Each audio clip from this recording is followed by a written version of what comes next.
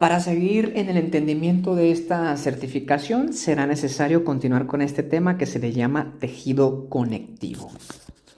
Vamos a ver que el tejido conectivo, bueno, tiene la función regularmente resumida como de sostén y protección, ¿no? Le da estructura a ciertos componentes del organismo.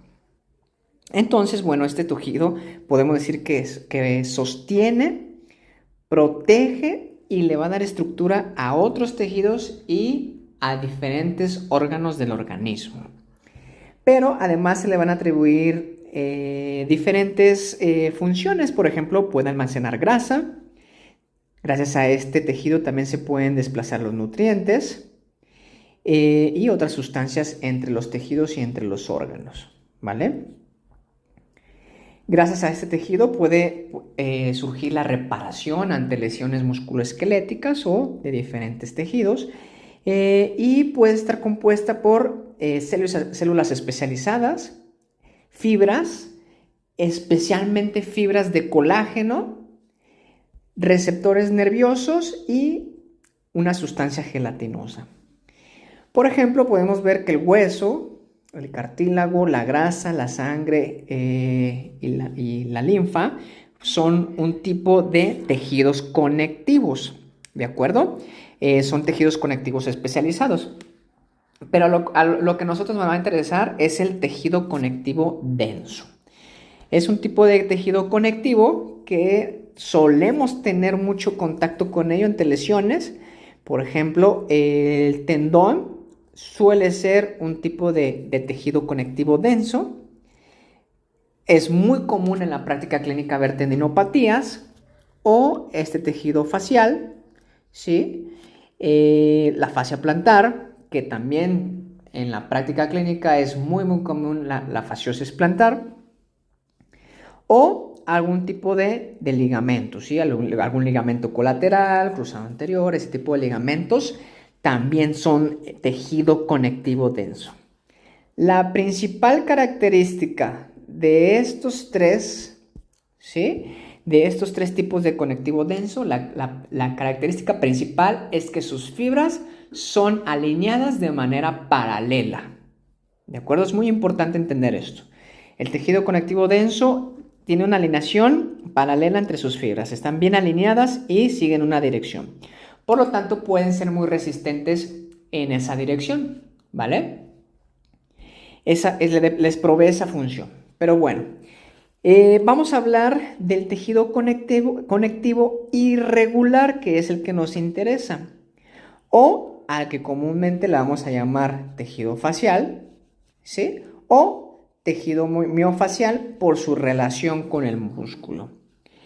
De manera concreta y el concepto indicado sería llamarle tejido conectivo regular, pero bueno, puede haber diferentes conceptos, pero al final de cuentas se refieren a lo mismo. Tejido conectivo irregular. ¿Por qué irregular? Porque este no sigue fibras paralelas. Va a tener unas fibras dispuestas en forma de red de manera tridimensional que pueden dirigirse en cualquier dirección. Esa es la principal diferencia entre el tejido conectivo denso y entre este tejido facial o tejido miofacial. ¿De acuerdo? Entonces sus características van a ser principalmente que sus fibras de colágeno son irregulares y en forma de una telaraña, de una red en forma de telaraña tridimensional, puede adherirse en diferentes direcciones, en diferentes tejidos, en diferentes estructuras. Este va a servir de embalaje y permite resistir las fuerzas tensionales en múltiples direcciones, no solamente en una, como el tejido conectivo denso. Gracias a que tiene una distribución tridimensional en diferentes direcciones, puede soportar distintas fuerzas. Esto nos va a brindar economía corporal, ya que permite un estado de tensión constante, aún en reposo, y por lo tanto eso nos permite a la hora de ejecutar un movimiento, a la hora de realizar un movimiento, ya hay una tensión previa y por lo tanto no es necesario gastar tanta energía. Es un tejido altamente vasculoinervado, tiene mucha irrigación y tiene muchas fibras nerviosas y receptores nerviosos, ¿de acuerdo? Que le van a proveer una actividad propioceptiva, interoceptiva y nociceptiva. Tiene receptores para la propiocepción y tiene receptores para el dolor, ¿sí? Entonces, este tipo de tejido es muy susceptible a los cambios mecánicos que puedan ocurrir a su alrededor, con la capacidad de liberar en su interior neuropéptidos que produzcan dolor. Por eso, el tejido conectivo miofacial va a ser una de las causas más comunes que provoquen síndromes dolorosos musculoesqueléticos en nuestro paciente. ¿Sí? No solamente solemos irnos al músculo, ligamento, tendón, articulación, etcétera, pero dejamos de lado un poquito este tejido, pero al ver la evidencia actual nos habla que este tejido sería responsable de una alta demanda de pacientes con síndromes dolorosos, debido a su alta sensibilidad que tiene este tejido. Y pues bueno, probablemente sea el órgano sensitivo más fino e importante que tengamos en nuestro organismo, nuestro cuerpo. Una vez entendido estos conceptos, esta diferencia entre el tejido conectivo, pues bueno, nos interesa bastante, aunque también trabajamos con el tejido conectivo denso, también trabajamos mucho con el tejido conectivo irregular o el tejido miofacial. Es uno de los objetivos de la mayoría de las terapias manuales, ¿no? Las liberaciones miofaciales.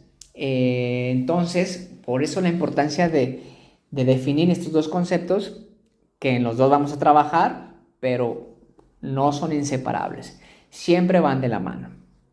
Entonces, bueno, una vez entendido eso, podemos llegar al concepto de mecanotransducción.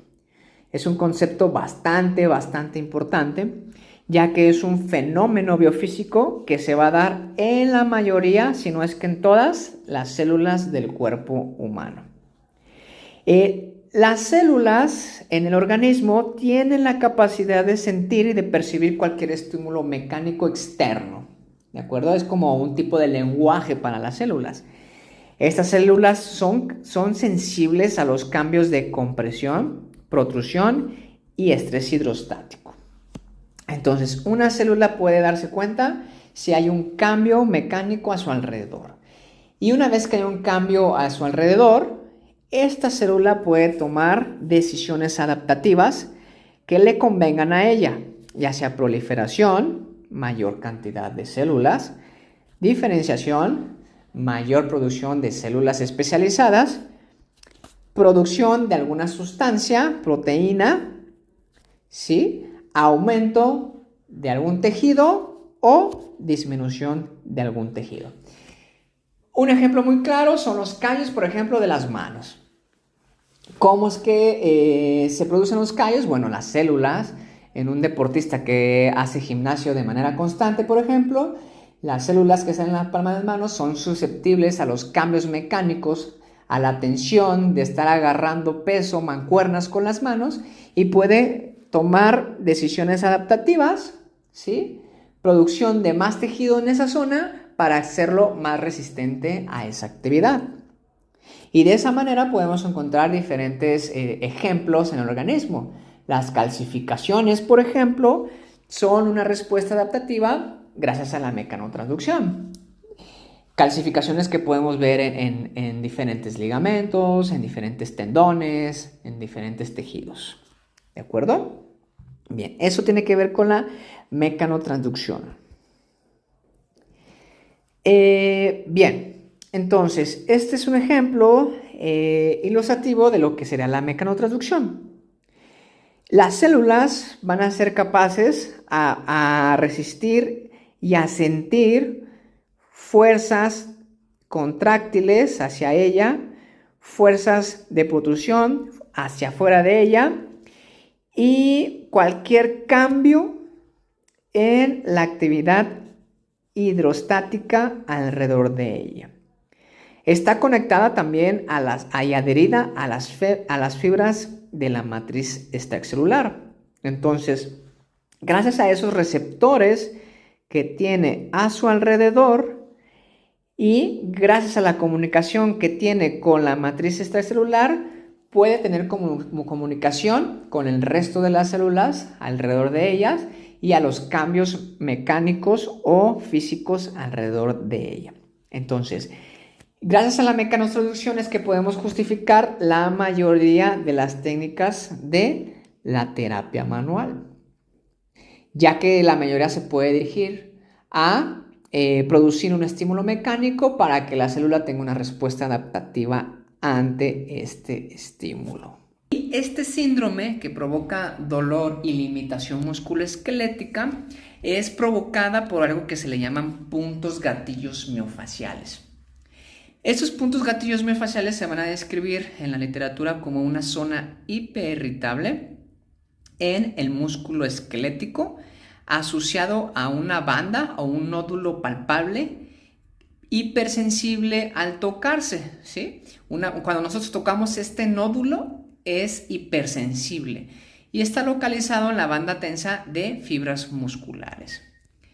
Estos puntos gatillos miofaciales, ¿dónde los vamos a encontrar? Los podemos encontrar en músculo, regularmente en el vientre muscular, en la parte más grande y gruesa del músculo, en el tejido facial, en los tendones, en las inserciones del tendón con el periósteo y en las uniones musculotendinosas. Ahí también podemos encontrar puntos gatillos miofaciales. Sin embargo, existen puntos gatillos no miofaciales que, según autores, también pueden presentarse en hueso y en otros tejidos, en ligamentos, etc.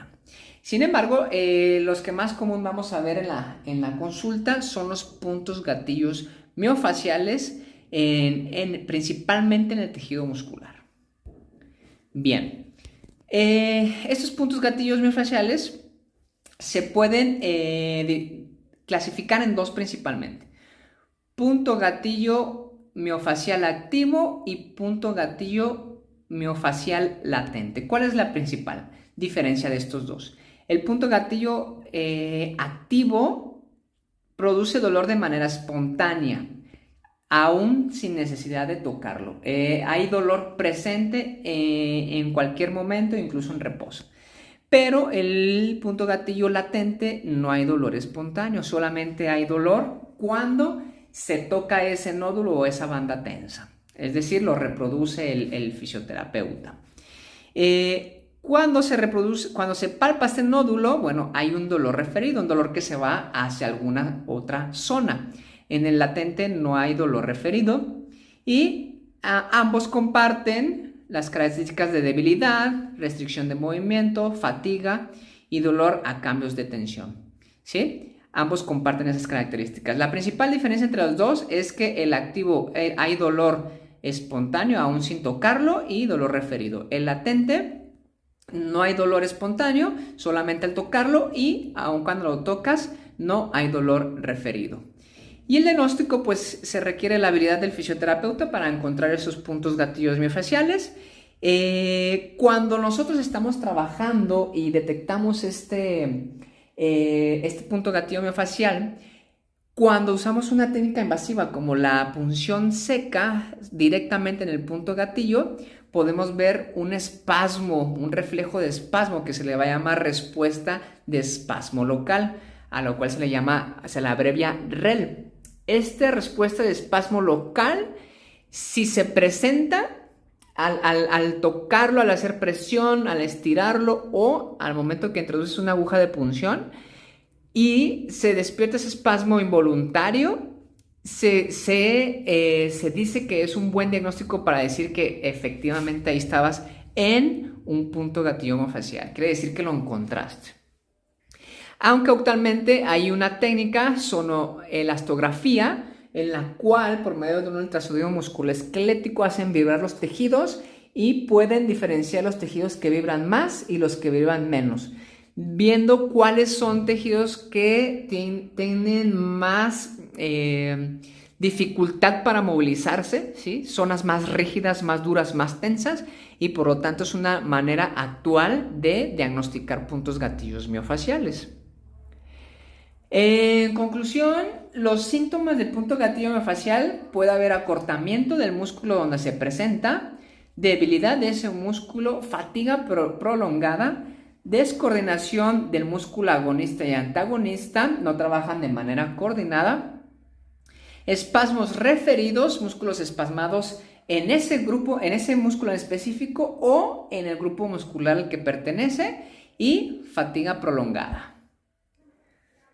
¿Cuál es la teoría del punto gatillo miofacial? De las principales teorías que hablaban del por qué podría pasar esta fisiopatología, se hablaba de que un trabajo excesivo de ese músculo podría romper, ¿sí?, este retículo que está dentro de la fibra muscular, y este retículo podría liberar y derramar calcio, lo cual va a adherirse a la actina y la miosina y producir una contracción constante, y no va a permitir que la fibra muscular se relaje. Sin embargo, actualmente ha sido investigada aún más, y existen autores actuales que hablan que la deficiencia no produce en esta zona. Se dice que la deficiencia es una disfunción neuromotora, ya que esta deficiencia no nace en la fibra muscular, sino que esta deficiencia viene desde la unión neuromuscular, ¿sí?, de la terminación de la fibra motora en unión con la fibra muscular, a lo cual le vamos a llamar placa motora en esta zona, ¿sí? Y se habla de una disfunción neuromotora que involucra al axón e involucra la fibra muscular. Por alguna disfunción se va a derramar acetilcolina en esta zona, acetilcolina, que es quien va a despolarizar la fibra muscular. Se despolariza la fibra muscular, se libera calcio del retículo y se genera la contracción por la actina y la miosina.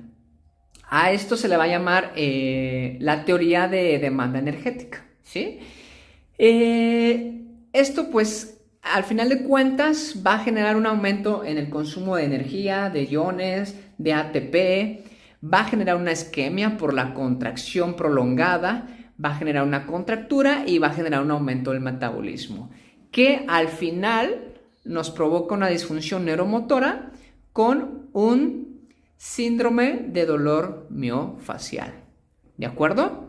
Entonces, esas son de las teorías más aceptadas actualmente, que se habla de una disfunción neuromotora en la placa muscular donde está el problema y nos está generando esta contracción sostenida y nos provoca el punto gatillo miofacial, que termina en un síndrome de dolor miofacial.